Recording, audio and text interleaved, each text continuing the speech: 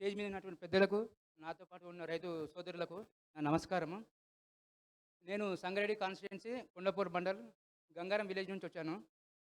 అయితే మా ఊరు చిన్న తాండా అనమాట. శివనగూడెం తాండా అని చెప్పి. మా ఊళ్ళో చాలా చిన్న రైతులు అంటే 40 మంది రైతులు చిన్న సన్నకారు రైతుల భూములు కోల్పోవడం జరుగుతుంది. అయితే అందులో అందులో మేము ఎస్టీలము, బీసీలము ఉన్నాము. అయితే అందరికీ ఓ ఎకరా, 2 ఎకరాలు, 3 ఎకరాలు మాత్రమే భూమి ఉంది.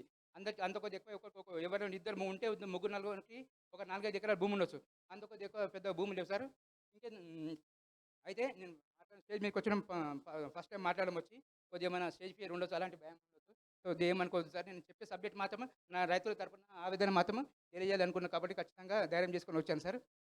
అయితే మా చిన్న సన్న రైతులకు ఉన్న 2 ఎకరాల భూమి మొత్తము పోతుంది సార్. నాది ఎకరన్నర భూమి ఉంటుంది సార్. మా నాయన తరపున నాకు ఒక ఎకరా భూమి వచ్చింది. నేను ఒక కష్టపడి ఒక అర్ధెకర భూమి కొనుక్కున్నాను సార్. ఆ ఎకరన్నర భూమి మొత్తం మధ్యలోకెళ్ళి వెళ్ళిపోతుంది సార్. నాతో పాటు ఇలాంటి రైతు సోదరులు చాలా మంది ఉన్నారు సార్.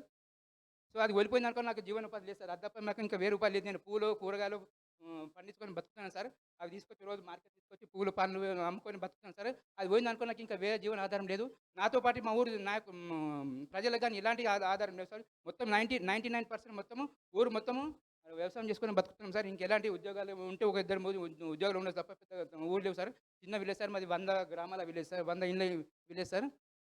సో, ఇది పోతే మాకు చాలా ప్రాబ్లమ్ అయితది సార్. ఎలాగైనా సరే ఇది ఫస్ట్ అలైన్‌మెంట్ గాని, సెకండ్ అలైన్‌మెంట్ కన్ఫర్మ్ చేసి ఇది మా ఈ అలైన్‌మెంట్ కన్ఫర్మ్ కాకుండా ఒకవేళ అయినా కూడా మాకు సరిపడా నష్టపరం కాకుండా ఇది లాభ పరిహారంలాగా ఇప్పుడు రైతులకు న్యాయం అన్యాయం జరగకుండా రైతులకు న్యాయం జరిగే విధంగా పోరాడాలని మన బీఆర్ఎస్ పార్టీ తరఫున కేటీఆర్ సార్ గాని, ఇప్పుడు మనం ఉన్న స్టేజ్ మీద ఉన్న పెద్దలకు గాని అందరికీ నా మనస్ఫూర్తిగా కోరుకుంటున్నాను సార్. Thank you sir.